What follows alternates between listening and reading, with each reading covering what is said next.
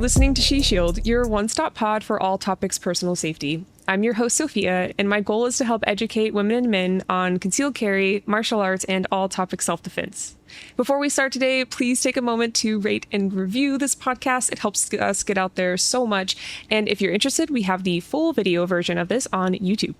This episode is sponsored by Big Tex Ordnance, your soon-to-be favorite retailer for all of your firearms needs. BTO believes in only selling high-quality gear for responsibly armed citizens, as well as providing pre- and post-sale support. They value firearms training so much that they support firearms instructors nationwide and pay for their own staff to train with these high-level instructors to ensure that when you as the consumer reach out, you are taken care of. Today we have Trevor Blue on the podcast. Trevor, I would love for you to go ahead and introduce yourself to the listeners if you don't mind. Yeah, absolutely. Thank you, by the way, Sofia, for having me on. It's a great opportunity. My name is Trevor Blue. I'm a shooting coach, originally from Indiana. I moved out to Arizona to pursue a career. I've been working in the gun industry for 6 years now. Currently, I run my own company called Skill Based, and we're a training company, a mobile training company, amongst other things that we have in the works. But I'm also a former Division I athlete, which I use some of the principles that I learned while I was in college to train myself in, shooting. And I take that same approach with people as I coach them through my courses. So wonderful to be here. Thank you. Wonderful. Yes, thank you for joining me today. I appreciate how well-rounded you are, and we share a common interest / educational background. We are both students and graduates of the study of kinesiology. Was yours specifically like kinesiology, exercise science as well? Yeah, I had a my other form of study was actually psychology too. So I have a minor in psychology. Well, okay. That's amazing. Yeah. So you know just enough to get you in trouble, I've heard, is what that means. That's exactly what that means. Yeah. People are really strange now, I'm sure. Okay. Well, how cool. I'm sure that whole combination is so lovely for what you are doing and the changes that you're trying to make in our industry. So very happy to have you on today. And I'm excited for this conversation. Yeah. For those of you listening, Trevor and I have had a chance to have a pre-show chat, and the topics today are some that I'm personally very passionate about. And some of them are things that I'm just ready to learn about and I have questions about, which we kind of discussed before this. So let's get started. So where did your journey begin? You mentioned being an athlete. So if you don't mind, take us down the roadmap. Yeah. So I guess technically my journey, the shooting journey, started in 2015 when I was in the Navy. So I'm a veteran. I was a gunner's mate for 4 years in the U.S. Navy. And that's a jack of all trades. For those who don't know what a gunner's mate is, it's a jack of all trades for all things ordnance. You could be loading nuclear missiles onto a submarine, which is I did some of that. You could be a firearms instructor, which I did some of that. And part of my job was making sure the crew of about 600 people were qualified in all the guns. So the crew serve guns, the belt feds and stuff like that, the handguns, shotguns, rifles. And as a young gunner's mate, I thought that I knew a thing or two about shooting, specifically shooting performance, because I was the instructor. And I'll never forget this guy. He was a CB who was an expeditionary SAMI, which is a small arms marksman instructor. And he crushed our course of fire, which it's not that hard to do. It's like 2 rounds in 4 seconds, something like that, on a huge target. He probably didn't come out of like a 4-inch circle for the whole thing, for like all the way out to 25 yards. And so I was periodically giving him, tips like, hey, you should do this. And just him being a confident guy and me being like 19, he's like, okay. Oh, thanks, man. Yeah. And I didn't know he was like a masterclass shooter at the time. And I'm like, okay, well, whatever. He's a Mr. Know-it-all. And I asked to go shooting with him.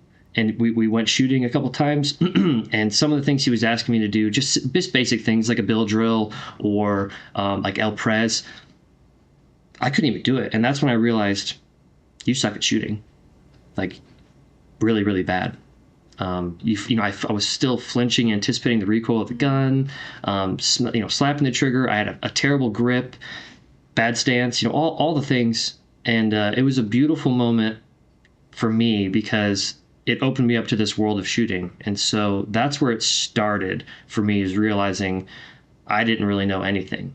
And I started training on the island I was forward deployed from Guam. So on Guam, I would essentially, the excess ammo that we had, I would use that to train. I would just use that to train periodically, but I really didn't know what I was doing. So I was basically just wasting ammo in the middle of the jungle, just blasting away. And it wasn't until I went to school for kinesiology and also wrestling that I really started to hone things in. And I didn't have any money as a broke college student, so I was donating plasma. I was telling you guys about this the other day, and I would go to a plasma clinic. It's like 2 hours to get my plasma drawn, and they paid me like $75, and I would go buy 200 or 250 rounds from Walmart next door, and I would just go train, and I would do that 2 or 3 times a week, and that's how I paid for my shooting, which is kind of one of the reasons why I pursued this writing endeavor. The book that I just came out with is another reason why I came out with that book. But it's just it's been a really long but enjoyable process, and that's kind of my start. And here I am, 12 years later from when I started. Hopefully, still have just as much to learn. In fact, I think I do have just as much to learn. How incredible. Well, thank you, first of all, for your service. And secondly, for sharing that story and being vulnerable enough to share that you found where your weaknesses were and you had to kind of come face to face with that. I wish that everyone kind of did that in this industry. It'd be great. But absolutely. And then saying that you even have more to learn is lovely. So yeah, thank you so much for sharing that. As far as the book, you've already mentioned it, so let's talk about it. So the Concealed Carry Field Guide. This is really exciting, guys. By the time this episode releases, we're either releasing this 1 to 3 weeks from now. Where can people find your book once this is live, or maybe once it's just ready to go? It's available on Amazon. So right now it's actually live technically right now. You can buy it on Amazon. You could buy it in the soft cover, a paperback, or a ebook form. So whatever your preference. If you have Kindle, I think you can get it for pretty, I think it's like $2 or something like that. Okay, nice. Yeah. Yeah.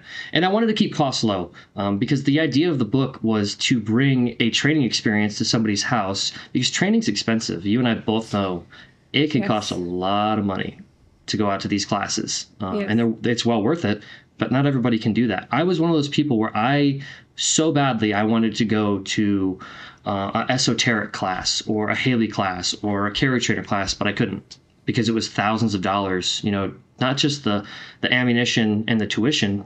Tuition for a 2-day class could be anywhere between, like $400 to $600, and then an Airbnb or a rental car or a plane ticket, groceries.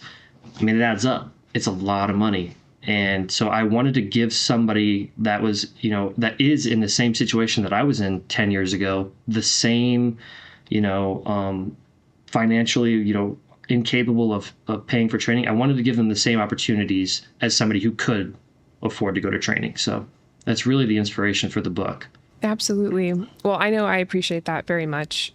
Part of why I started sharing my journeys was I feel like there were some gaps there. So I love that you're doing that in this written form. And I have read the book for those listening, which I enjoyed very much. I told Trevor, I learned a lot from it. I went through, there were some things I didn't know about, like the condition of your firearm and the way that you should communicate the condition of your firearm when you say loaded. I know that that's been a form of miscommunication between my training buddies and I in the past. And of course, you always check your firearm before doing anything, so you figure it out eventually. But to be able to communicate more clearly is a safety measure, and you really cover all of the bases. And I think my favorite part of it is that you're opening the door for people to ask questions and to find where their gaps in knowledge are, so that they can go and seek out more instead of just kind of throwing money at courses that maybe aren't the best solution for their problem. So I really appreciate that. So, and you're doing some exciting things with it. Would you like to share some upcoming Sure. Yeah. stuff? Yeah. Okay. Yeah, sure. So we're doing a giveaway is what Sophia's talking about. We're doing a giveaway. We're giving away concealed carry starter kits. So I have some awesome friends in the industry and a few companies that I work with, and we won't name names right now. Obviously, Okay. Sophia is one of them. And me, so you get two. But I have some awesome friends, and we're doing a giveaway. Hopefully, I think we're going to have about 10 kits to be giving away to our audiences, and really, it's just to provide, again, that value to our communities and to spread the word. We want to promote good businesses. We want to promote good products. That's what we're always after. And so, kicking off the launch of this book, we're going to be giving away well, you know what? Let's not ruin the surprise. Let's not ruin the surprise of what's in the kit. But everything to get you started. And it's a pretty high dollar value thing, and I'm excited to do it, because, again, these things weren't always available. We've come a long way in the industry. So, Yeah. And that'll be probably towards the end of this month, or probably right around when this podcast is actually launching. Absolutely. Yes. And Trevor has told me a little bit about what is in the kit, and it's exciting stuff. So I'm excited for the official announcement. And yeah, keep an eye out. I'll have all of Trevor's socials linked in the show notes, which are the notes below the title. So if you want to go ahead and follow him there, turn on your notifications so you get notified for the giveaway details, I would do that personally, but that's just me. All right. So as far as I'd love to just dive into the concealed carry topic a little bit with you. There are some really cool topics today that we'll get into as well. But for someone maybe just getting started, would you give us a little kind of like taste of what is in the book as far as some first steps to take getting started in concealed carry? Yeah, absolutely. And depending on where you are, and in the book, I lay out where you might fall. Someone who's brand new, somebody who's a beginner, or somebody who's a novice is how I've classified it. And, you could be somebody that's never touched a gun in your life. You could be somebody that literally, is afraid to pick up an unloaded gun, and that's normal. That's totally normal. There's nothing wrong with a healthy dose of fear when it comes to handling firearms. But it's also important to, still be able to build some confidence. And I think where you first start off when you're brand new, this is your first gun, is loading and unloading. Loading and unloading and getting safe, because it gives you the confidence that you need to know that that gun can't hurt you, or that it's in a condition where it could hurt you. And when you get comfortable loading and unloading and checking the status of your gun, that gives you a really big boost in confidence. And once you get comfortable there, then it's moving into all of the marksmanship fundamentals. I would personally recommend grip. Your grip is the most important fundamental when it comes to shooting. And it takes a lot of time and just consistent effort to build your grip, and so that it feels right, because you could be doing the right things with your grip visually, or even, physically with your hands, and it not feel correct. That's natural. It takes time to develop that confidence with any skill. So as far as a beginner or someone that's brand new to shooting, that's where I would start. And if you're somebody who's owned a gun for a long time, and maybe you take it to the range every once in a while, once a month, and you shoot 50 rounds or something like that, I would be focusing on my shooting fundamentals. I would be focusing on my grip, my trigger press, drawing from a holster. If you don't have a holster, I'd be buying a holster, a quality Kydex appendix, or just some kind of inside the waistband. Not outside the waistband unless it's, wintertime. And that's another thing that we kind of go in the book of kind of the what's and whys and hows for concealed carry. Because I'm not against most things out there. I'm not really against them. You just have to understand that there's pros and cons, the benefits and the negative sides of choice of gun, choice of holster, choice of position. If I have a leather shoulder holster and I'm wearing a suit, that might work out just fine. If I'm wearing a polo and shorts and I have an outside the waistband Kydex holster, that might not be such a good idea, and for someone that might not know, is because we don't want to, tell the general public, but specifically bad people, that, hey, we're armed. That's the idea behind concealed carry, is we maintain the element of surprise, which is actually a pretty important factor. The element of surprise is a pretty important factor when you're dealing with a potentially dangerous situation. So that's where I would personally start as a new shooter. And you cannot get too much dry fire in. I say that, kind of semi-seriously. You don't want to be doing like 6 hours a day, but if it's purposeful, if it's intentional, there's nothing wrong with I used to dry fire for 2 hours a night. Wow. That's a lot. That's awesome. I had a whole thing, and I was a little different. I'm a bit of an aggressive learner when it comes to certain things, I like it. Yeah. It's good. But consistency is paramount. Absolutely. Yeah, your book has a lot of great tips. If someone were to just purchase, if your book could go out with, every first gun owner's gun, we'd have a safer world. And I think it would offer some clarity, especially with what you can do with such little resources, just some snap caps or rubber bullets, whatever you want to call them, to learn how to load your magazine without live ammunition, to just learn that process and gain the confidence to then move on to live ammo. Yeah. On a range. Point it down range, all that fun safety stuff. But yeah, I love that you are bringing attention to that. As far as your training company goes, I would love for you to talk about why your company is called Skill-Based Self-Reliance Training. Is there anything you'd like to share there? Yeah. So my philosophy on skills, and there's more to follow this, but my skill sets are unique and specific to me. We said it before. I'm a shooting coach, so my skill sets in shooting to teach other people, they have a place where I can share experience, but I'm not somebody that, has any experience blacksmithing or, extensive experience horseback riding or doing, skydiving. I want to, but I share the belief, that our skills are what separate us from what we want in life and where we are in life.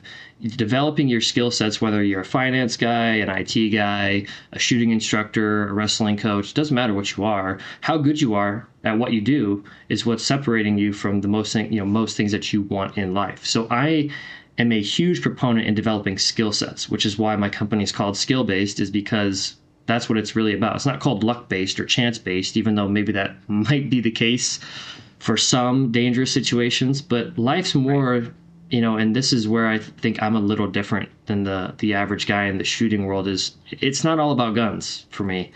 Guns are just a part of the equation. Granted, I've heard people say, well, it's the only part that I can't mess up. Yeah, I can't mess up driving my 6,000-pound truck on the highway. Like if I mess that up, then I get hurt or get killed or kill someone. I can't mess up a tourniquet when it matters most. I can't mess up. Walking down the stairs, I can't mess up. If I miss a step and fall and break my leg, there's all kinds of things. So I know I'm being a bit exaggerative, but there's way more to self-preparedness, self-reliance than just guns. And let's look at history. Like the men who built this country, they weren't just gunslingers. Like they were blacksmiths, they were farmers. There's all carpenters. There's all kinds of professions, and I think being well-rounded is something that I do pretty well, and it's something that I want to continue to be, as well-rounded and capable. That's what's important to me. So my area of expertise is grappling and shooting, but in the future we're gonna have some pretty interesting guests come on the show and come on for the training cycle too, because we're going to be adding things that I think are important to self-reliance. So that is where we are so far with the company and what we're offering right now. Lovely. Yes, I love to hear it all about that grappling life for sure. Yeah. My background, of course, is in jiu-jitsu. So I would love to hear why wrestling. I know it's like a really general question, but for those that don't really understand the difference between the various grappling arts, if you don't mind. Yeah.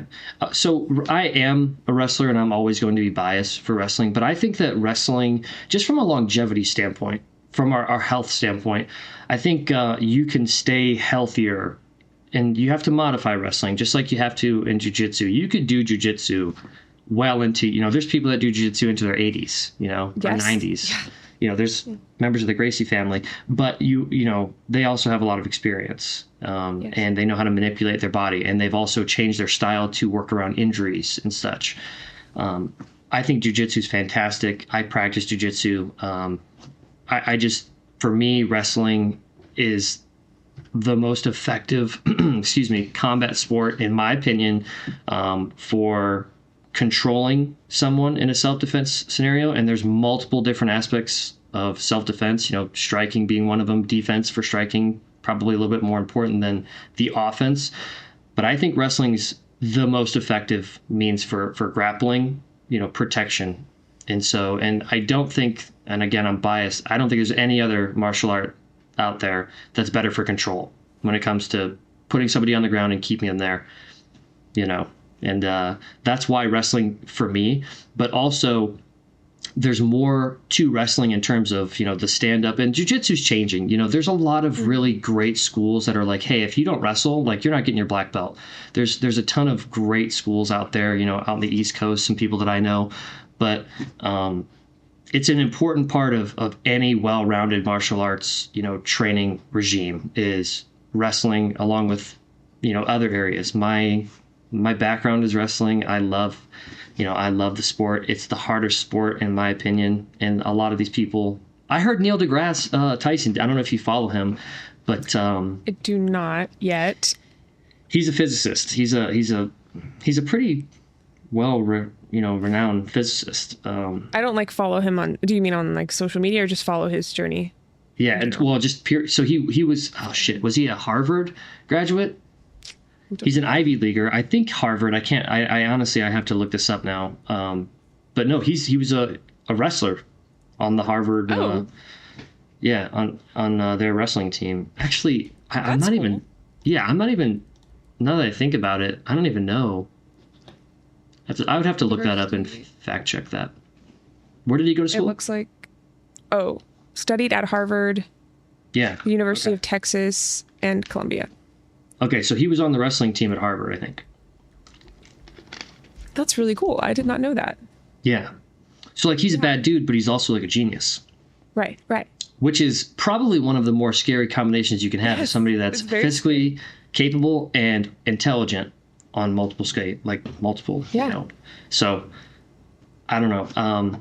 That's why wrestling for me, though, is there's so much to the sport. It's so much more I was talking to somebody actually about this fairly recently. They're like, what do you think's harder, shooting or wrestling? And I was like, wrestling. It's not, shooting's really simple. It's not easy. It's not easy in the sense that there's still things, that are difficult to do at speed, at full speed, the kind of precision that you have to have, the correct angles with your hands or your elbow. You can mess it up really easily, but it's not complex. Wrestling's complex. It can get very complex. There's things that happen before they actually happen, that are happening before you even realize it. There's traps, there's setups, there's counters. It's just like jiu-jitsu, just like any martial art. It can get, there's levels. There's levels to shooting, but yeah, it's a very complex sport. And so, I think if you can wrestle, you can do anything. I really believe that. No, that makes sense. I actually have done a little bit of wrestling. During my Muay Thai days. Oh yeah. That's actually how I broke my nose. The third time. So before my first nose surgery, I got elbowed just straight across the face. But anyway, we combined Muay Thai and wrestling, and I always felt the most prepared for street defense when I was doing that combination, because my strikes were so effective. They had to be. I was training for fights. I had to fight people to prep, so I knew what I could do, with different body types and everything. But wrestling was intense. I remember being I miss jiu-jitsu because wrestling was just it was on another level. But I think having a well-rounded opinion like yours is, not a well-rounded opinion, a well-rounded kind of background and experience to be able to speak on it. I appreciate you sharing that. I know Craig Douglas, for example, with ShivWorks, he's big into Greco-Roman wrestling. I mean, if you're a jiu-jitsuist and you go to his class, you're better off than someone who hasn't done any grappling, of course. But he talks about things that we don't talk about as much. And of course, it depends on the gym you go to. I know my jiu-jitsu gym is a competition-based gym, so there's a lot of pulling guard, whereas that's not something that is super accurate, So, but yeah, I appreciate you sharing that perspective. If someone's listening and they don't know where to get started, are there like actual wrestling gyms you can join typically, or is it something that you can only really do if you're part of a college or university? You can. There's some adult, but they're few and far in between. It's way more common to find jiu-jitsu gyms. I have a friend who started an adult wrestling club in Colorado, and I don't know if it's still there. But okay. And in fact, I can't remember the name of it. If you think of it, we'll link it in the show notes later. Yeah, for sure. Yeah. If I was an adult and I wanted to get involved in wrestling somehow, I would go find an MMA gym because there's going to be a wrestling coach there. And I would ask them, if you wanted to do privates or something like that, or if they had any interest in adult classes, just to ask if that's something. And if they said no, I would try and go to a high school or a local college and go somewhere where I don't want to say they have let me word this correctly. Go somewhere where they are willing to accept you as a coach, where you don't necessarily have to be knowledgeable on the sport of wrestling. You more so need to be a chaperone and be there and ask those guys and see if they, because you could be someone who has no background. I know guys in middle school coaching and high school coaching that have no background in wrestling, but they're good dudes. They're trustworthy. They have a good message to share with kids, and they care about the school and they want those kids to succeed. So they get involved in the wrestling program. They end up learning the sport of wrestling, and they're a coach. So it's kind of a twofold thing. I would check that out and be a volunteer coach for high school or middle school. But other than that, there's, online training that you could get. You could do, was it BJJ Fanatic? You and a friend could get some mats for relatively cheap, go to a basement and start rolling around and start practicing. Yeah. There's a ton of resources out there. And just depending on how serious you are, like if you're like, I want to wrestle, I guarantee you can find somebody that would give you pretty cheap private lessons that used to be a high school state champ, or something like that. And those guys are itching. I promise you, they are itching to get on the mat and wrestle again. Yeah. Because it's like an addiction. So. Are you itching for it right now? Or where do you go to train? Like, how do you keep it up? I had a knee surgery about a year ago, and I'm still not all the way there. Yeah. Yeah, I'm not all the way there. I don't have all the way. Yeah, and so I had my shoulder redone. I've got a plate in my shoulder with some screws in there, like 11 screws, and that was nothing. 6 weeks, and I was out of a sling, and I think I was out of a sling in 2 weeks. And after 6 weeks, I was fine. I was totally good. A few months, I was pretty much back to where, back to regular. This knee thing is not a joke. Knee injuries are way, in my opinion, from the 2 cases that I have, this has been way harder. And so I'm back on the mats, but in a limited capacity. Sure. I do a lot of outside steps, and I put my injured leg down on the mat, because if I take a penetration step, what's called you're doing a shot, right, and I bend it too far, it hurts. So I do just a lot of hand fighting, with the heavyweights and stuff like that. They like to hand fight, so that's most of their game anyways. So I do a lot of that stuff, and rehab. That's how I kind of keep active. But I coach at a college, at a Christian university here in Arizona. I've been doing that I've been coaching out here for 3 years, and I've been with this is my second year at Arizona Christian. So it's been good. Cool. Yeah. Oh yeah. It's fun. Wonderful. Are you in search of top-notch gear that exceeds your expectations? Look no further than GPS, brought to you by Go Outdoors Incorporated. GPS has been dedicated to crafting the finest products for hunting and shooting since 2002. As someone who frequents the gun range, my GPS bag is a staple to safely and effectively haul my gear. My personal favorite is the GPS Tall Range Backpack, which makes walking USPSA stages simple and organized. Their specialized bags are designed to keep all of my valuable equipment secure and organized. With GPS, you can experience the ultimate peace of mind. There are 3 exciting product lines: GPS Tactical, GPS Wild About Hunting, and GPS Wild About Shooting provide the perfect solution for your specific needs. So whether you're on a hunting expedition or hitting the range, GPS is your reliable companion. To find a bag that fits your needs, use code SHESHIELD20, that's SHESHIELD 20, to save and to support the pod. Again, that's SHESHIELD20 at checkout. Yeah, and you're not you said you've done jiu-jitsu. Are you training it regularly right now? I'm not. I have a Okay. good friend who's a black belt, and he's a multi world champion who I work with. Amazing. He's a really good buddy of mine, and we train mostly wrestling. But if I were to go back into the jiu-jitsu world, I would probably just go under him, and I would learn from him. I've been to 2 different jiu-jitsu gyms where I was a member, and just with work. And honestly, jiu-jitsu is expensive. Like it's $200 a month, I think I was paying. Yeah, that's pretty common. It's a lot of money, and it's worth it, but is. the position that I was in with work, I was going like 3 times a month, and I couldn't Yeah, and it's justify not worth it. Yeah.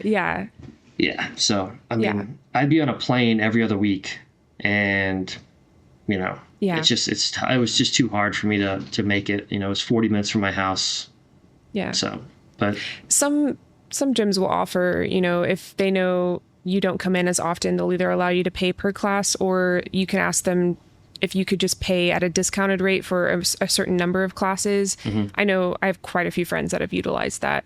And then if you really can't afford it, sometimes you can talk to them about some under the table deals, trading, stuff like that. Yeah. Those gyms are usually really understanding, and of course you want to take advantage of it if you can afford it, but I mean, I've helped a lot of people.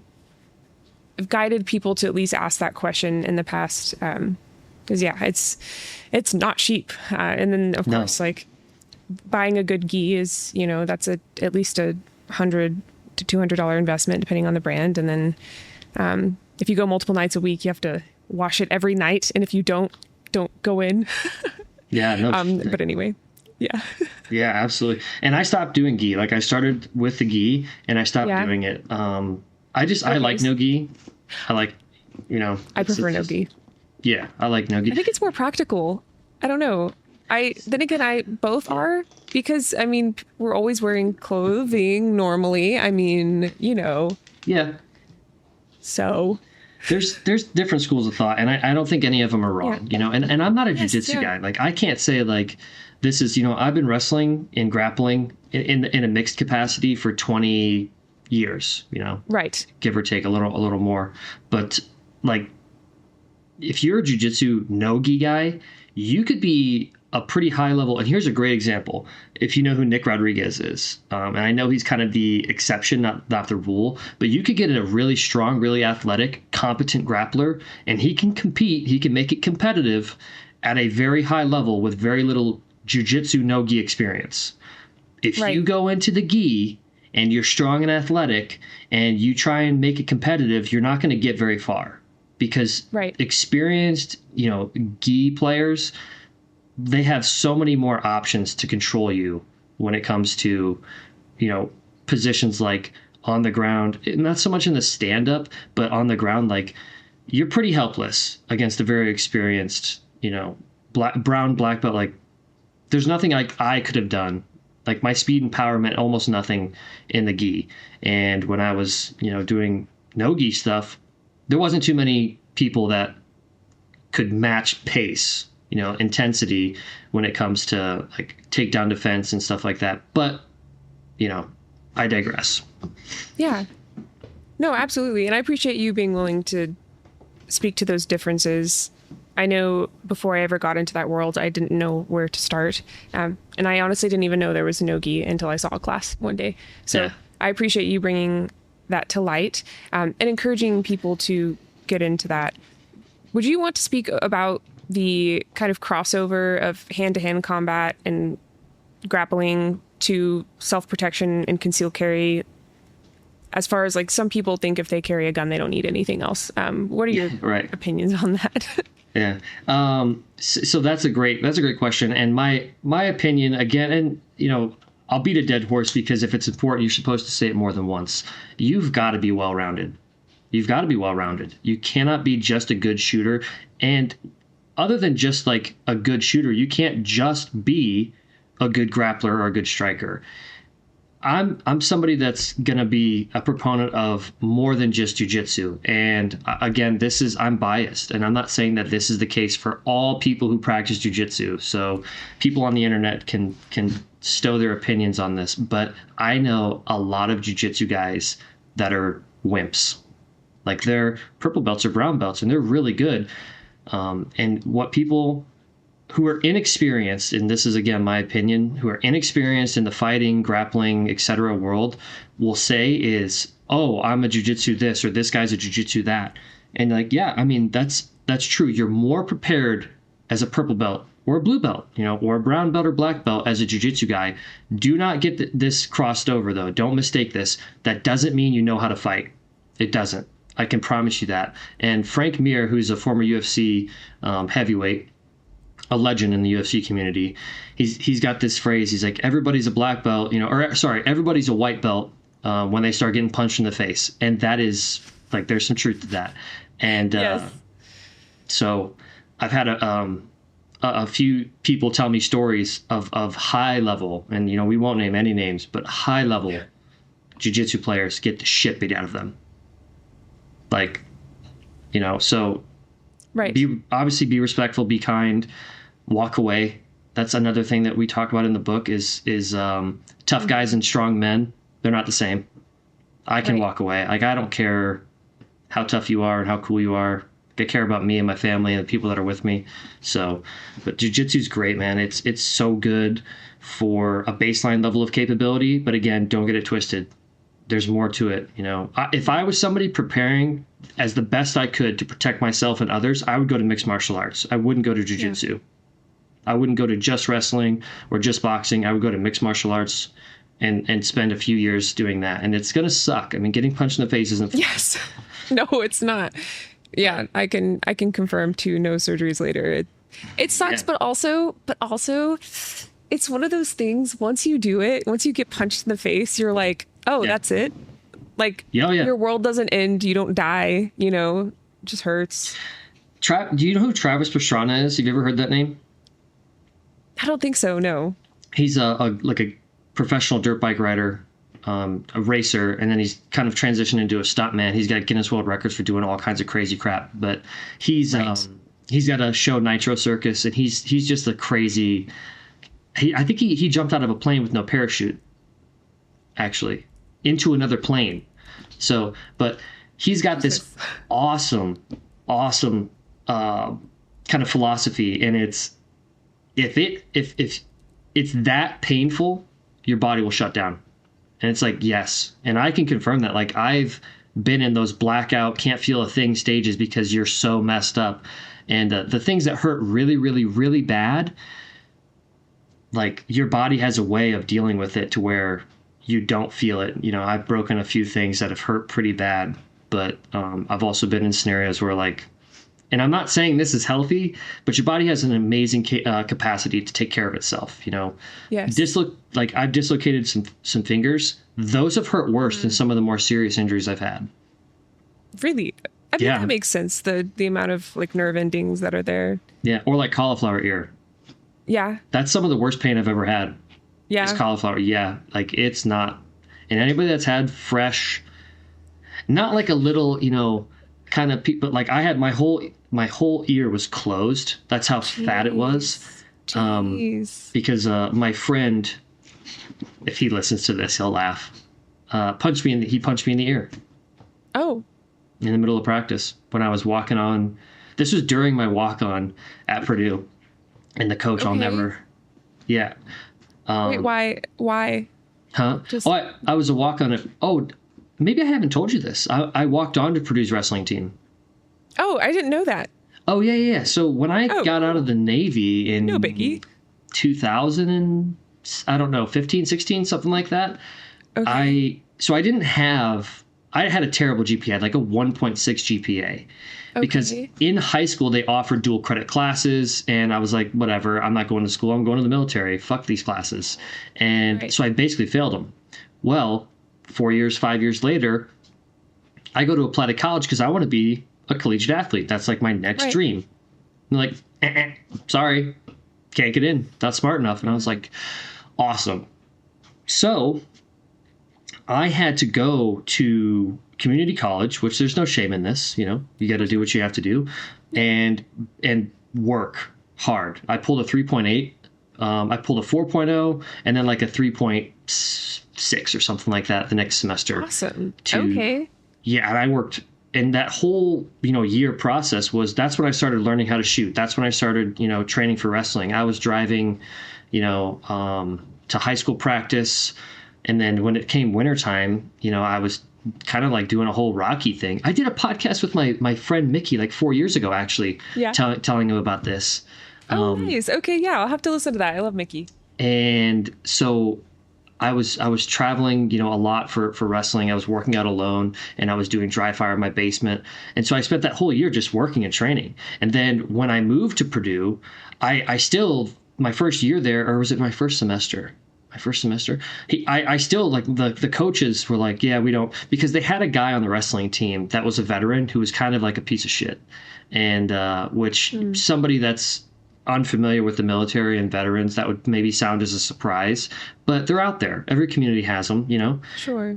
And they're not representative of all of us. That's just the truth. And so they said to me, they're like, yeah, we haven't had good experience with military guys. I was like, well, sounds like you've had some turds come through, which they did. Yeah. They did. So I spent, when I first got to Purdue, it was even harder because I still did the same thing, except then I was, instead of driving like 2 miles, to my high school, I was driving 70 miles to go to high school practice. To stay training and to get in shape, because when I walked onto the Purdue's team, I hadn't wrestled a match in like 7 years or something crazy like that. So, which is like another aspect of college wrestling where you don't realize, you forget how high level, how intense, the Division I level, the Big Ten level is. Like, I got the shit beat out of me many, many, many, many times, which was fine. I enjoyed college wrestling. I thought it was really fun. A lot of guys struggled with it because and I was also older, I was 25 when I first, when I started. So, like, I had been overseas. I deployed a couple times. I worked real jobs. I'd had some actual life problems, lost some people. So it was a blessing and it was fun. College wrestling was hard, but it was fun. And so I enjoyed it. And so I don't know, where do we leave off and how did we get on this topic? I asked you about how you continue to train wrestling, I believe. And then you told me about, I believe. Yeah, I'm trying to think. I guess the point of all that just... Oh, go ahead. Sorry. No, the intersection of concealed carry and grappling. No, but this is great. I mean, it gives us more context into your answer. Yeah, no, and so I guess kind of full circle that is like, that's my background. That's how I came about. And when I just went through this kind of metamorphosis of training with wrestling and shooting, and it was really hard, but it was really enjoyable. Like, it was really, really fun because I love learning. I love to learn new things, and I love things that challenge me in a healthy way. There's some things that challenge me in a not so healthy way. I remember working at the last place that I worked, learning about IT stuff, and it's important because I have a website now, and I am forever grateful that my CTO taught me about, certain aspects, but it still is like, it's not fun. So, yeah. That's absolutely. That's kind of like a little sidebar about college wrestling and stuff like that. No, I appreciate you speaking on that and bringing attention to it. Like I said, I don't think, especially in the gun world, the true gun world, I mean, I don't know a lot of content creators that show combatives in addition to firearms.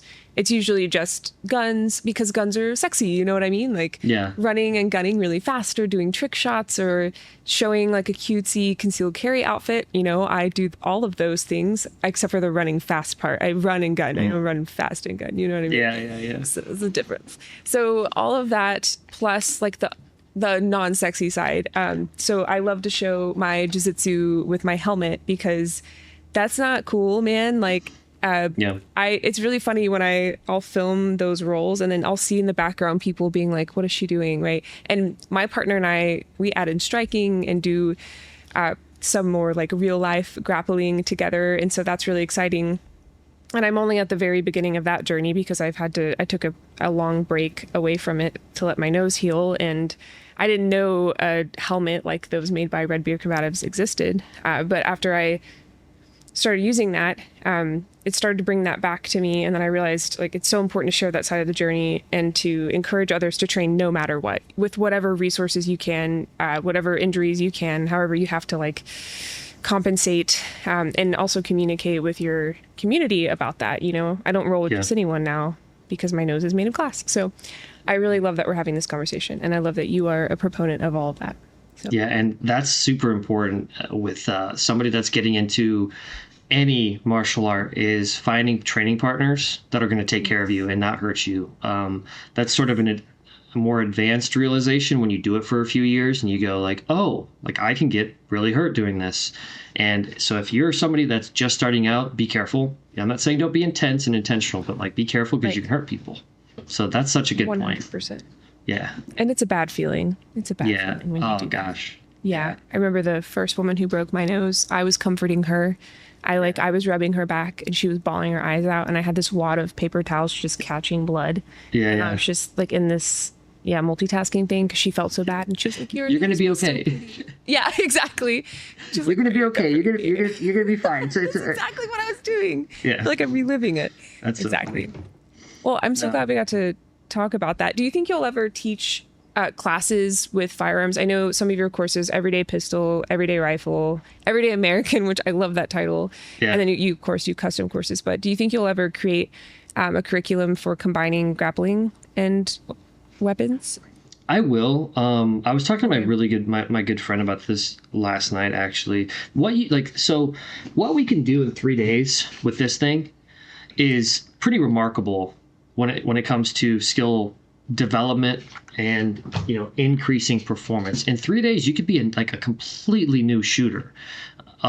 In 3 days with jiu-jitsu, striking, takedown defense, just etc., you'll be better, but it won't be as noticeable as with your shooting. At the end of a 3-day shooting course, you could feel like a completely different person. At the end of a 3-day jiu-jitsu, striking, etc. package, you'll be better, but you might almost feel worse. Like you almost might feel like, gosh, I didn't know there was so much to this. There's so, yes. And like you mentioned Craig Douglas, like I've never officially met Craig or his crew, but I love what they do. I really, really do. They do such an exceptional job at putting together simple, effective techniques in a system. And like, I'm going to take one of their classes just because I love what they do. And I don't have as much experience in the armed and specifically with the knife, with the bladed stuff or vehicles, even inside of vehicle grappling.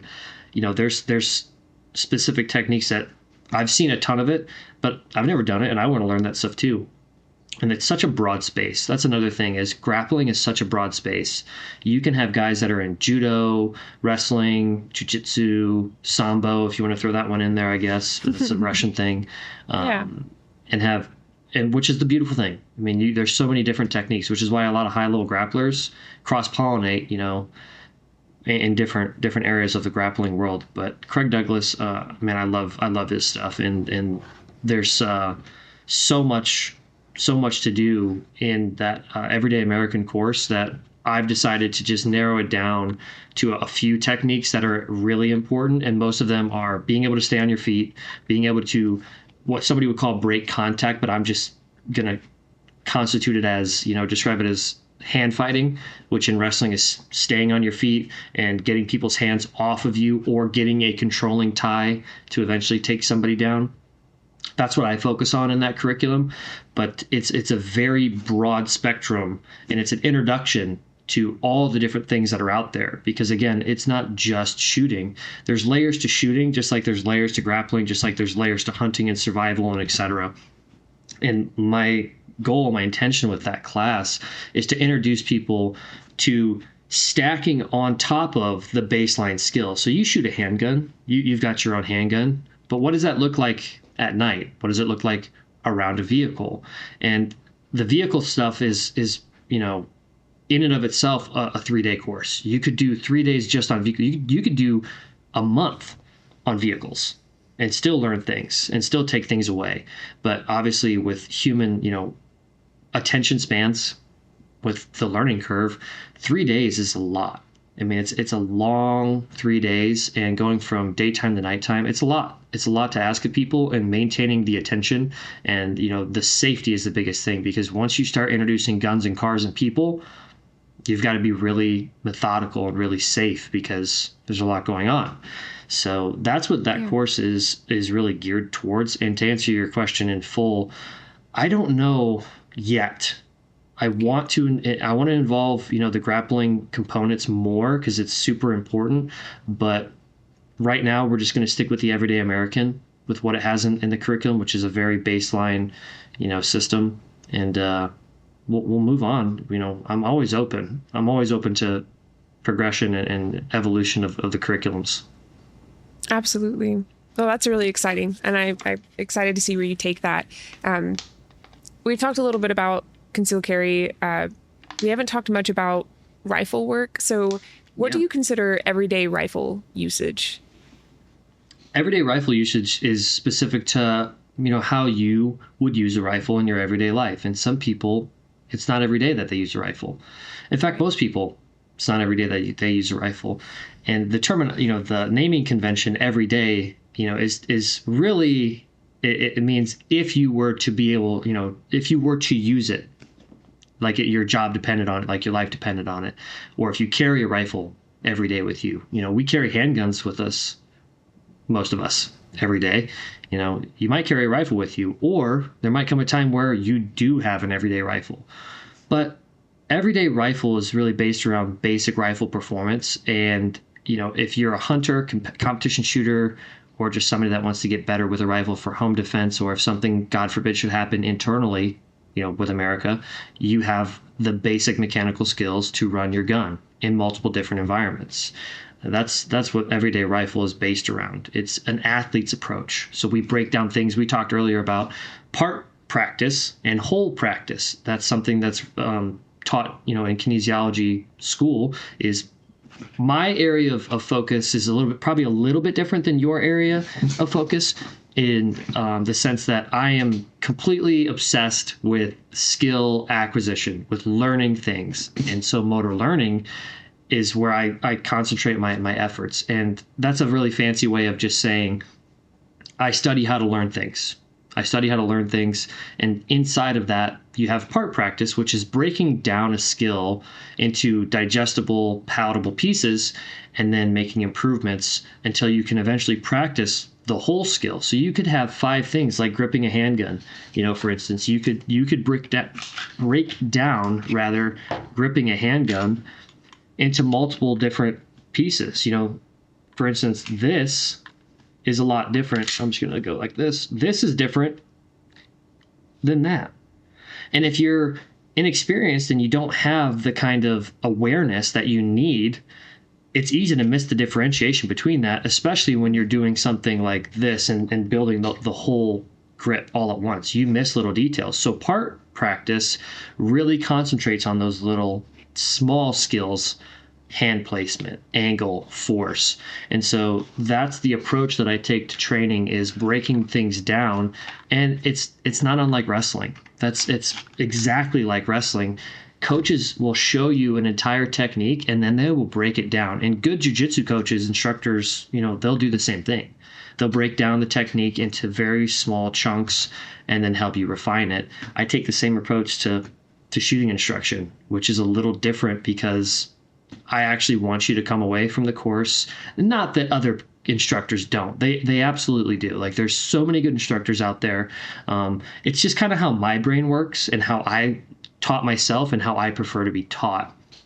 So, but that's a small glimpse into what rifle and then also my training philosophy is like. Absolutely. No, I followed every bit of that. I love it. So as someone who's slowly tapping into rifle work in preparation for the tactical games, I'm always curious to see what else is out there as far as learning with a rifle. So far, it's just been trial by fire, and then Mike Sleeklander offering me his time because, we work together. So it's kind of hard for him to say no to me. So just doing some work with him. He asked me the other day before we went out to the range, there's like a police range out here in Owasso. He was like, how much do you know? And I was like, yes. Yeah. Yes. And he was like, oh, all right then. Yeah. All right. So it was good. But I'm glad that you offer that. It's lovely. It's not very common, I've learned, like, especially the area I teach in Northwest Arkansas. They were really excited when I came to town because they were like, great, can you teach a rifle class? And I was like, no, I cannot. Yeah. So it's nice to know that you offer that. And have you already mentioned where you're based out of currently? Do you want to talk a little bit about like where you'll be available, or is that something that's kind of for down the road? No worries if not. Yeah. I mean, I'm based in Arizona right now. I live in the Southwest. There's potential for me to be moving here pretty soon to the Midwest, but I own a mobile training company. So I travel like California, Oregon, Texas, Maryland, Indiana. I'm going to be all over the place. And I have 2025 that I'm working on the schedule right now. So right now I do... all of my classes are local in Arizona and some in California because I'm building this company, from the ground up, which is a little bit more difficult than some might realize. And I want to do it right. I want to make sure that people are taken care of and that the customer base, the people that we're serving are taken care of and they get the best quality content. So all of my courses right now, I've been working with some Border Patrol guys, working with a couple churches. But 2025 is going to be a really big year for us. I'm really excited. It's going to be fun. I'm excited about it. I'm excited for you. It's going to be great. You'll have to come back on and talk about how things are going a little bit down the way. Oh, yeah, for sure. Yeah, absolutely. Okay, well, I'd love to kind of pivot because we had some fun topics come up right before we started the episode. So one was hunting and one was camping, outdoorsy stuff. As someone... let's just start here. I'm just going to wing it. Here we go. As someone who is starting to get into the camping life, and by getting into, I mean, I've never camped. Yeah. I'm building out my 4Runner. I'm about to just hit the road and go. We had a very humbling discussion, at least for me, before this started. So what would you say? Yeah. I don't know. First of all, just tell us a little bit about like you have outdoorsman in your profile, I believe, on social. So what do you mean by that, first of all? And then I'd love to kind of dive into that topic a little bit with you. Yeah. Well, I'm from, obviously, the Midwest, Indiana. Yes. And I grew up in the woods. Like, if I could have lived out there, I would have. But people would have been questioning and probably called child services on my parents. You're like one of those feral children? I was. Yeah. I mean, I grew up. Oh, yeah. Yeah. And I'm the only one in my family that hunts. Like, my dad doesn't hunt. My brothers don't hunt. Like, they don't. Nobody hunts in my family. And and it's always kind of been that way. I've always been that way. I'm the only one in my family that's gone to the military. I'm the only wrestler in my family. At this point, I know that I'm adopted. I just haven't, come out and said it to my folks. Sorry, that's not funny. Wait, do you actually know? No, I'm not adopted. I have a twin sister. Like, I'm not I'm not. No, I was just kidding. It's a good joke. My best friend is adopted, so I try not to, I don't know. What if I had laughed and then you were like, no, I'm gonna stop talking. Okay, so I get it. It was a good joke. I just missed it. So Jesus. But yeah, I did grow up in Indiana hunting and fishing, and that was the first love that I had. That's how I got into guns. I mean, that's really how I got into just guns in general. I didn't get into shooting performance until the Navy, but I was always into guns. Some might classify that as a FUD. I think that's what it is a FUD. Okay. And I grew up. First thing I did was bought a Remington 870 20 gauge. And I was in the woods every day, building like tree forts and stuff, normal stuff that kids do, pretending like I was a Lord of the Rings character, obviously. Of course. I was obviously Legolas, building bows and like throwing knives and stuff out of wood. Yeah. So that's where I started. I started as a waterfowl hunter, hunting ducks and geese and stuff like that. But then when I turned 16, I shot my first deer. And then when I, like, no pun intended, got the taste for deer, that was it. I was like, I'm a deer hunter. I'm a bow hunter and I'm a deer hunter. And I started combining that with my love because I used to follow Bear Grylls, Les Stroud, Steve Irwin, R.I.P. And I loved those dudes. I wanted to be a conservationist. Like that's what I really wanted to do is be a conservationist and, work. I saw myself being like the next crocodile hunter. I wanted to be just like him. But I combined that because I was in the woods practicing that stuff, on my own. All the bushcraft stuff that you can think of, I did it from 10 till present day because I thought it was super interesting. I can't flint knap, though. That's something I can't do because there's not a lot of flint. And if there is in Indiana, I don't know where it is. Flint knap? Yeah, it's making tools out of stone. So, arrowheads, axes, stuff like that. Oh, okay. But I will learn it. I will learn it because Yeah. I think it's incredibly interesting. I believe you based on how you said you learn. You're going to do it. There's no doubt. But that's awesome. My kind of, and so my hunting, just like, a lot of people's, it's evolved. It's gone from I go out with my friends, dad and him to, I just did a Montana hunt a couple of years ago. I was just in Colorado kind of prepping for this year, which the Colorado, I forgot to tell you the Colorado story. Yes, please tell me the Colorado story. I need to hear it. So for context, ladies and gentlemen, the question she was asking is, you're taking your first trip in November, aren't you? October, November time. Yes. Okay. That's the goal. I want it to be cooler, but some places are too cold in November. So yeah. So I've been doing this for a while, and I am, I'm by no means am I the end all be all. I have my system. I have the way that I like to do things. It works for me. And I'm also a gear tester. Like I do a lot of different things with different guns, knives, headlamps, tents. Like that's just what I do. And I enjoy it. I enjoy it after I get out of the woods and I look back on it and I'm like, that was cool. That was, whatever. But in the moment, it sucks. And Colorado was super tough this year. We did 3 days, which isn't even that long of a trip. And I think it was 5.5 miles in. And I think we found a shortcut to do 3 miles or 3.5 miles out. So it wasn't like we were, going crazy deep or anything like that. But I brought my dog, who is he's 8. He's never camped. Never camped, let alone backpacked. Like camping, you could have your car parked next to you and like be drinking beer and this be fine, But backpacking is different because once you get out to a certain point, like you're on your own, and whatever you brought's what you got. I did not think about him at all.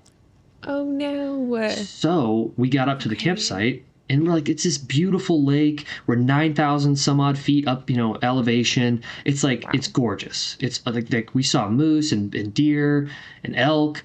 And like, it was so much fun. And also incredibly, I was so paranoid and anxious because my dog is a bit of a dipshit. He's a black lab who loves everything and thinks that everything loves him. And so I didn't bring him a sleeping pad. I didn't bring him any sleeping gear at all because I'm like, he's got to sleep on the ground. He's fine. Well, it's all rock up there. I didn't think about it. Oh no. So I gave him my sleeping pad. And I'm like, here you go, buddy. You can sleep on this and, you'll be fine. And I'll sleep in my hammock because I brought a hammock because it's not going to be that cold, and I'll be fine. I'm not taking into consideration that at the time, this was only a couple months ago, it was 100, actually, this might have only been like 6 weeks ago. It's like 115 degrees. It's like 115 degrees in Arizona at the time, 110, and I was doing, obviously, a lot of work outside, in the elements, doing shooting and stuff like that. So I'm fairly used to the heat. Well, we got up there, and it was 75, 80 degrees maybe during the day, and it would get down to like 50 at night. And I froze. I froze. We got hit with a windstorm. My dog had my sleeping pad, so like I had no insulation underneath me.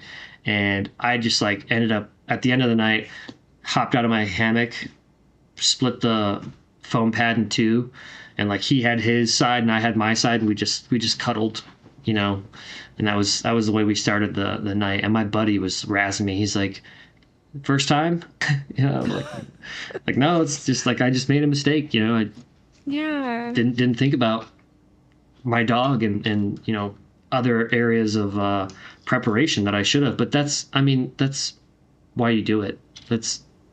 There's no reason to be afraid of mistakes, and no matter how long you do stuff, there's oversights. Or bring a new piece of gear doesn't work for you. Like hammocks, I don't have a ton of hammock experience. I've slept in them, a handful of trips. So I've probably spent 20 nights in hammocks. Okay. I don't really like them that much. Like I like them, but for some reason, like they hurt my hip, and I don't know why that is. That makes sense. And some people would disagree with this. I like to sleep on my ruck on the ground.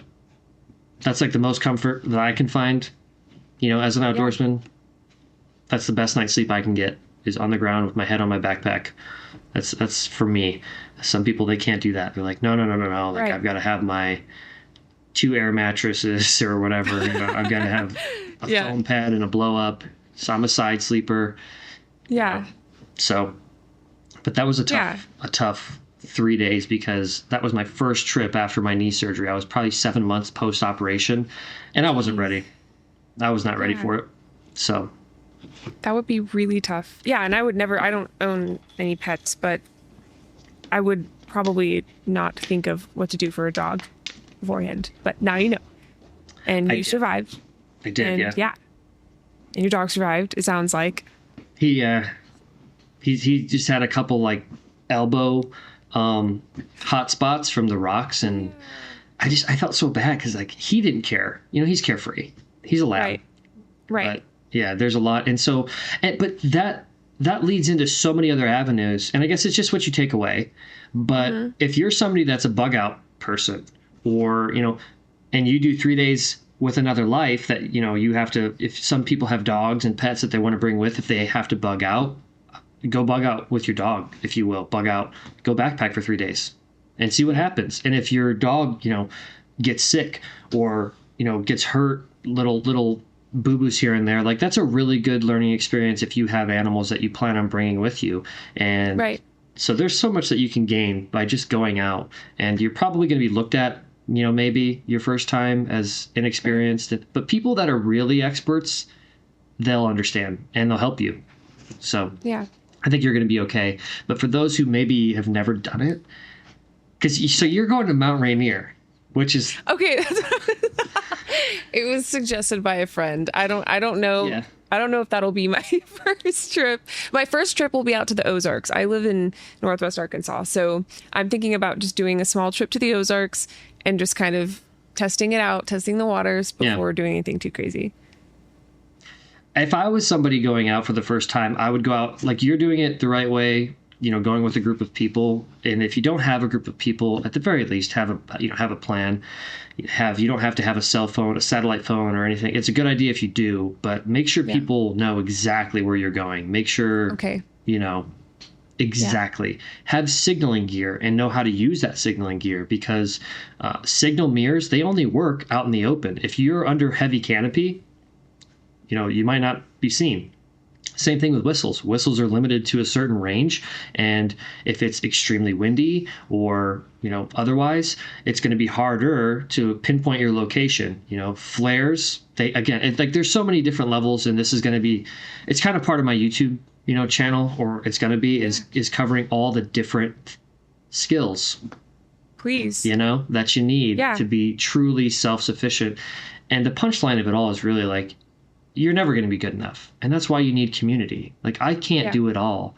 I was talking with my best friend, and I was talking to him yesterday because, I was going through recently like a really big transition in my life. And he says, isn't it crazy how you can feel like the whole world's falling apart, and like in no time at all, you can feel reassured, and you can feel like everything's going to be okay and work out your way. I'm like, yeah, it is. I relate to that right now. Yeah.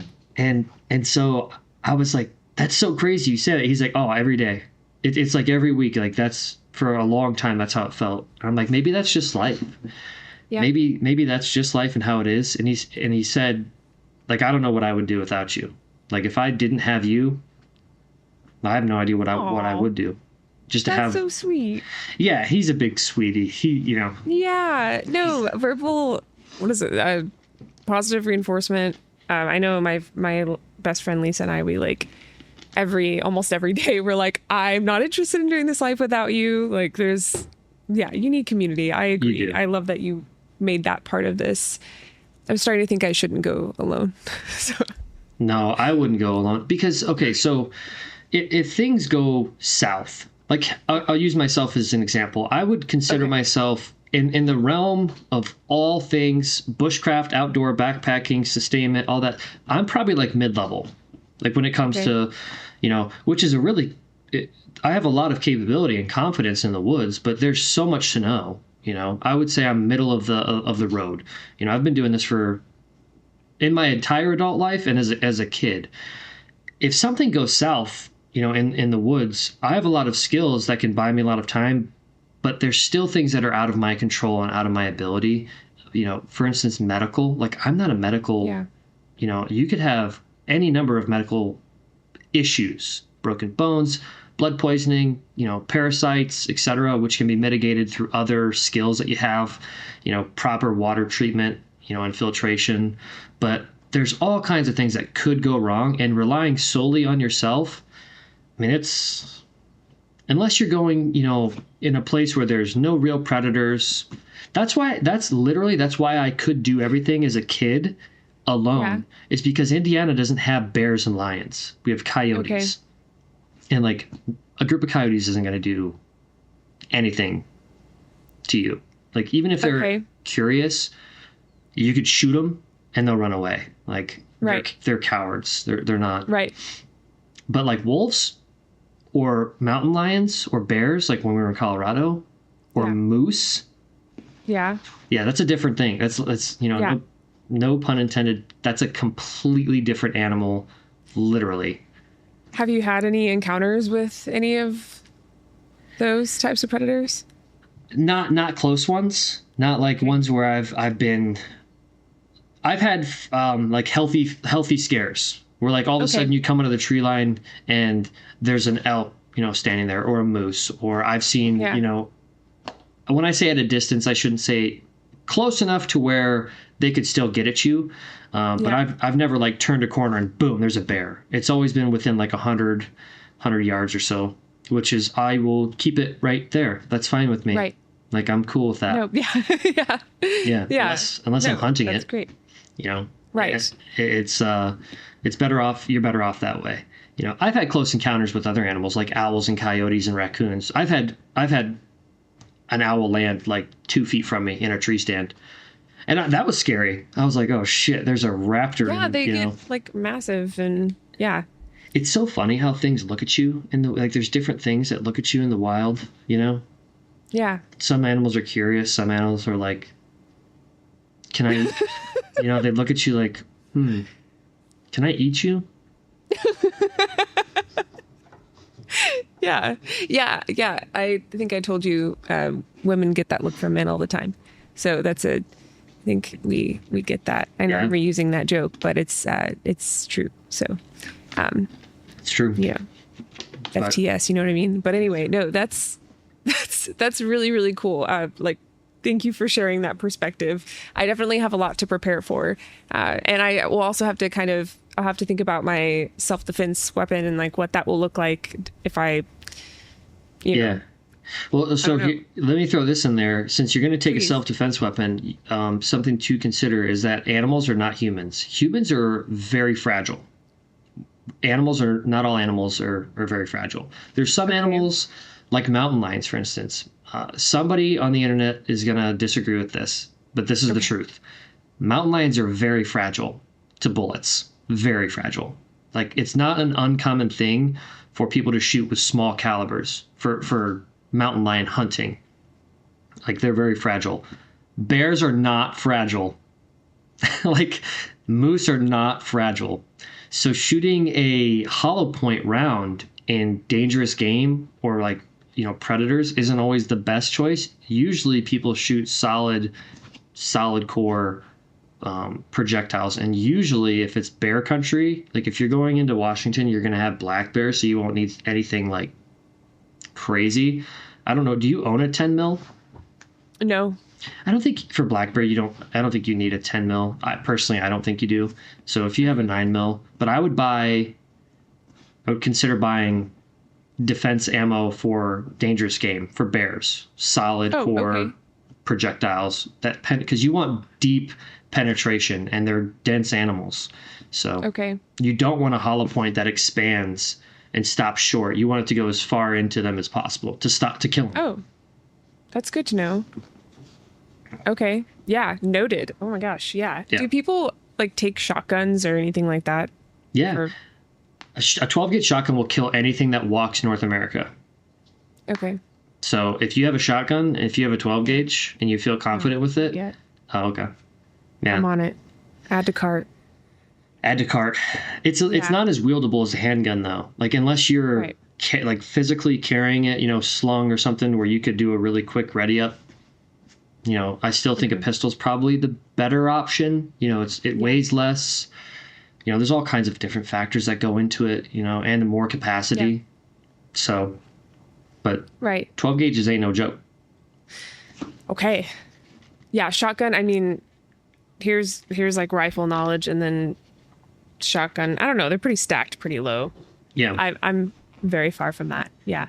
I'm excited though. I mean, it's a whole journey I can look forward to getting into, but it's good to know that the pistol will be good enough for maybe what I'm doing. But I'll take people. I'm just going to take so many people with me that the animal is going to be like, oh yeah, too many people to fight. So sure, it's going to work. Sure. Yeah. Right. No, I'm totally joking. Yeah. There's strength in numbers for sure. Right. I'm not gonna for you to start your channel. What? I'm not gonna scare you with like a horror story. So, do you have one? No. Like, not. It's not my story. Oh, it's just stories of people that. Like, there's just stories of people like 3 friends and they go and they have their dogs and then all of a sudden like one of their dogs go missing and they're like, oh no, it must have ran off. And these are people that are, and I'm not biased towards backpackers. Backpackers at times can be only concerned with the activity of backpacking. What I mean by that is like they're not worried about why do you? I had a friend who's a backpack hunter and he doesn't care about survival or sustainment. Like everything is going to go according to plan, or if it doesn't, big deal. There's no like it's not in the back of his mind that we could get lost, you could break. And it's funny because on this trip he broke his phone. He shattered his phone screen, which was our only real source of navigation. Oh no. And a lot of this is just my fault because I trusted him. I was like, yeah, tell me what to be. You can give me the navigation plan and whatever. We'll figure things out. I just, it's like, and we all did a really poor job planning the trip because we got complacent. We've done it so much. We're like, yeah, whatever, we'll go out there. It happens, it happens. And he ended up shattering his phone, on the exfil or, on the way out. And we got back, obviously. But there's people like my friend who don't think about the preparedness side of it. And he's like, oh, that's a big saw you got. And I was like, well, your little pocket saw is great for little baby campfires and stuff like that. But this saw, which actually the funny thing is it doesn't even weigh that much more than his. I think it weighs 4 ounces more than his. I'm like, I can cut 10-inch logs with this and we can have a real fire, or we could like build a significant structure with this. Right. Or somebody that brings an axe. Backpackers are only concerned with like backpacking. So they'll just bring this. They'll just have like this little, they go, oh yeah, here, this is my knife, and I'm like, right. Cool. Right. Like that's not enough in my book. It's really like, I'm gonna have a fixed blade. I'm gonna have multiple ways to light a fire. I'm gonna have multiple ways to treat water, It's the PACE plan, PACE being the primary, alternate, contingency, and then emergency. in an ideal world, that's what you would build your plan. You'd have a pace plan for the critical things. So like water, communications, navigation. You'd have 4 different things. So if things got totally screwed, you'd have some backup measures. But most people don't do that. They're just like, yeah, we're going to go backpacking for a week. It'll be fine. I'll carry a 25-pound pack. I'm like, okay. Right. So. Yeah, absolutely. I'm gonna give you a phone call like a couple weeks out and just be like, here's my plan. Where are my holes? Where are my gaps in knowledge? And yeah. For sure. You should do that series. You absolutely should. Oh yeah. Okay. Yeah. It's coming. It's all coming. It's just in due time. Video productions. But to do it, right, to do it as best quality as that, I can do it, just takes time. And you know that. You know that more than anybody. Oh my gosh. Yes, absolutely. Yes. Yeah. You'll think you're like good to go, and then you're like a month later it releases or something. It's just how it works. And then yeah, absolutely. On the camping topic, I do want to ask this before we get off of it. Do you have like a system in place for how you prepare for a trip? Do you have boxes you check, research you do in a certain way? Yeah, not in a certain way, but definitely fantastic question, by the way, because the planning part is one of the most, if not the most important part of a trip is planning. So I'll just rattle off some kind of like high level things that I do that I try and look for. A water plan is one of them. So if you're planning a trip and let's say it's 5 miles in, you have enough water, hopefully, to get you all the way in. I wouldn't carry, in fact, 5 miles in, if it takes you 2 or 3 hours, depending on your terrain, you don't even need any water to get in. You could do it. You just raw dog it, I guess, as we would say, but I wouldn't, because you're, going to be dehydrated, and you've got to have a water plan in place, meaning you've got to have somewhere that for a fact there's water you can filter so that you can stay hydrated. But what some people don't even consider is that they're bringing dehydrated food. So you need significantly more water than you think you do to rehydrate your food, to stay clean, to brush your teeth, to give to your dog, those things, liabilities. That's why you just like set them free, before you head out, you're just like, okay, you're free. No. Yeah. And then you're drinking water. Sounds legit. And you drink more water. Like, so for instance, for me at elevation, I drink significantly more water than I would normally, at a lower elevation. That's kind of different for some people because at elevation and during the cold, some people don't drink as much. I drink more, and I also go to the bathroom more, and so there's this whole thing. And it's very much like you've got to learn what your body does. When I get into the woods, my body kind of knows what it needs to do.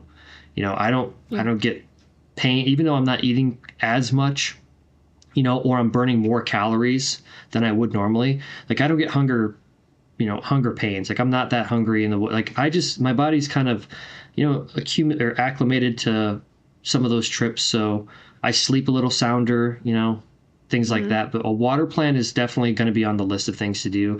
A navigation plan is another one. Like you need to know where you're going, what obstacles are in the way. Like if you're crossing and there's no replacement for boots on the ground, you could do as much e-scouting as you want, but you never know what it's going to look like when you get there in person. Case in point, we're like, oh, we're going to go through this meadow in Colorado. We're going to go through this meadow, and it's like 3 miles of fallen timber. And I don't mean fallen timber like there's some brush and stuff in the way. There are thousands of fallen trees, so like all around us. And like I've got to lift my dog over it. Then I've got to climb over it or under it for like a mile. We did that. It was exhausting. And we thought it was going to be this pretty little meadow. And sometimes it just doesn't work out that way, Right. So a navigation plan is another one. And then, also, gosh, there's so much because this is your first trip. So like I want to talk to you about like site selection and like how do you pick a site, because my friend and he wanted to sleep on the water, and I was like, I don't want to sleep on the water. And he's like, why not? We'll be right here. And I was like, yeah, but what else comes to the water? Everything else. Oh, yeah. Every other thing that lives and every other thing that that is alive that lives here. Like, we are guests. Yeah. We're guests. So Right. I don't prefer camping on the water. We did. He was insistent that's what we do. So it's fine. I didn't care, you know. But there's a lot to site selection, you know, things like that. And depending on where you are, too, you know, Okay. might not be that hard. You might be in a flat area. Those are, you know, and food. I don't know if you know how much food you eat, how many calories you eat in a day, if you have an idea. So packing food, you know, and I like diversity in food. So I like things that are ready to go. I like some things that are, you know, you have to cook, you know, back and forth. Because if I have to, you know, if I have to move, or if I don't feel like cooking, for instance, I buy things that, you know, I can eat while I'm moving. So I always do Lifesaver gummies. Like, I'll buy like 2 packs and eat Lifesaver gummies because it's just sugar. Okay. Yeah. And, you know, I do beef jerky. I do, you know, ramen sometimes, even though I'm not a huge ramen guy. Some, you know, Stinger waffles. Those are a staple. Got to do Stinger waffles. But yeah, there's tons of different ways, you know, trail mix, etc. And if you go when it's cold, like I've, you know, I've had times where I bring like beans, you know, and it doesn't really matter because you end up putting it on the fire. But I thought that I could pop the tin and just like kind of eat them cold, and they're frozen. And I was like, oh, nice, you know. So Right. like things. So there's, you know, ways to preserve your food, like putting them inside your jacket, not beans, but like putting your gummies inside your jacket, or prepping, you know, your next snack, if you will. Like, you eat your snack and then you could go into your ruck and pull out whatever your next little snack is and put it, you know, and then stage it so that in a couple hours it'll be thawed out, you know. Yeah. It'll be a little bit more enjoyable to eat. Things like that. Yeah. Just that basic tips and tricks that you get when you do it long enough, you know. Making sure you wear some sort of a waterproof head dressing if it's going to be snowing, because your hair will freeze eventually. Oh, which okay. is not cool. No, it does not sound cool. Like 3 years ago, I was in the northern Arizona mountains, and it was snowing, and it was like 26 degrees, and I was basically not wearing anything because I was so hot.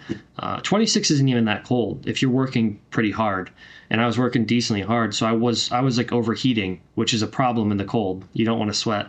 Right. And I was not wearing my wind shirt, which is waterproof. I was not wearing it because I was just like, I'm so freaking hot. I don't want to, like, you know, soak my clothes. So I was starting to kind of whip things off. Nothing on my head. And once I started, you know, getting a fire going and everything, it was still snowing and I was warming up, but my head wasn't drying. So I killed the fire, went to sleep, woke up with a freaking frozen head. Just like stupid stuff. And I was like, oh man. So, you know, I didn't freeze to death. That's not something I've considered at all. Okay. But yeah, it just wasn't, you know, I just remember touching my head and I was like, what's going on here? So yeah, that's all part of learning. Like, you won't have it, you know, you won't have it all figured out. Just like shooting, just like grappling, like it's part of the process. And the more you do it, the more you learn. And there's always room. I'll never forget this. My dad, I used to own a company. I used to own a handyman company. And I was talking to him about it, about a certain job that I was doing. I can't even remember what it was, but I said, you know, there's so much to do on this job. I don't know how any one person could do it and be an expert. And he said, even if they are an expert, there's always room for opinion. Mm-hmm. Totally. Like, that's true in everything I've ever done. I wrestle completely different than my friends. I have a totally different style. I shoot a little bit differently than some people. Still, you know, shooting's got less style in it than other things, but, you know. Right. Absolutely. But yeah. I think that's a great takeaway from all of that. And it's encouraging because I just didn't grow up like going in nature much. And I've always wanted to be that person, you know, like when you want to be a morning person, you just like try waking up early and figuring out what gets you out of bed and, you know, what makes your morning more enjoyable. That's kind of what I'm going for. And I also just want to be self-sustained. I want to be able to just like go, you know, just explore. And so I really appreciate you sharing that perspective. And I'm excited to see your content. Could you release it before November? That'd be like really helpful. I'll get right on that. Okay, awesome. Sounds good. No, that's awesome. And I feel like we've just covered so many topics. Yeah. and whole today. This has been an incredible episode, and this will definitely not be the last. I'd love to have you back on, especially as you continue in your journey. Was there anything else you wanted to share today on the podcast, or anything you would like to leave the listeners with? Oh gosh, you're gonna put that kind of pressure on me? Always, yes. I don't know. Just okay. So this is actually something we talked about this at one of the training courses that I was helping at. Is what's your winning formula in life? And I said that mine is ask yourself and ask others. And I think that's, new shooters, new martial artists, we are afraid to ask. We're afraid to ask for help. We're afraid to ask for just advice or opinion, even ask for direction. But don't be afraid to ask. You have to ask questions. And then the other side of that being ask yourself. You need to ask things of yourself. So you were talking about getting up in the morning. That's something that you have to ask of yourself. You have to ask effort.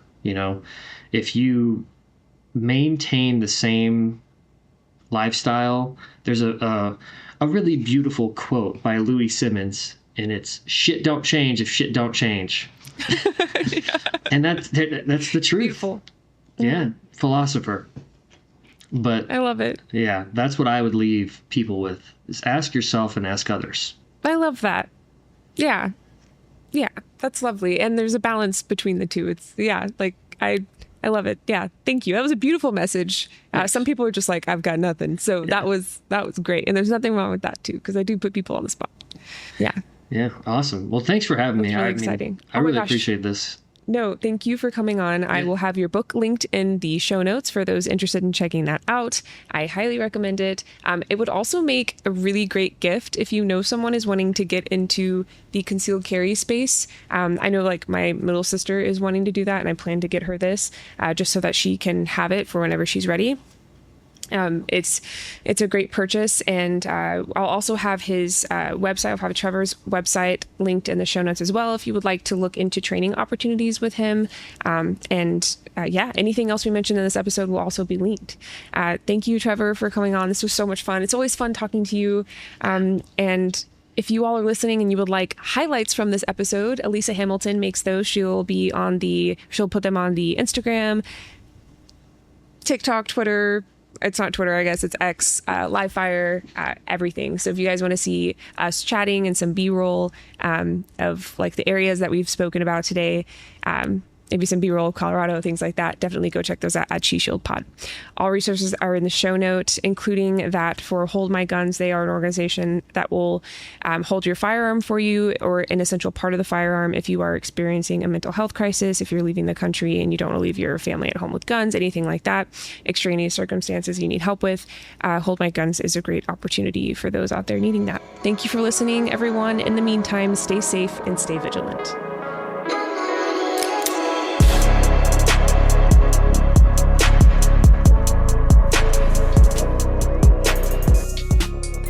Are you ready to step up your shooting game? Introducing Walkers Inc., the pioneers in ear protection for shooting, hunting, and commercial applications. For over 25 years, they've been revolutionizing the industry, ensuring your hearing safety and enhancing your shooting experience. Anytime I'm on the range, indoor or outdoor, I use Walkers ear protection to have crystal clear communication with my fellow shooters. I personally use the disruptors for outdoor shooting and the recons for my indoor shooting adventures. Not only does it protect your hearing, but it also protects you. Being able to communicate with others on the range is vital to personal safety. You shouldn't have to sacrifice your safety when the ultimate goal is better self-protection. With Walkers, you'll experience unparalleled comfort, unmatched innovation, and the industry standard in shooting ear protection. Don't settle for anything less when it comes to your safety and enjoyment on the range. You can save on Walker's ear protection and support the podcast by using code SHESHIELD20, that's SHESHIELD 20 at checkout. Again, that's SHESHIELD20 at checkout.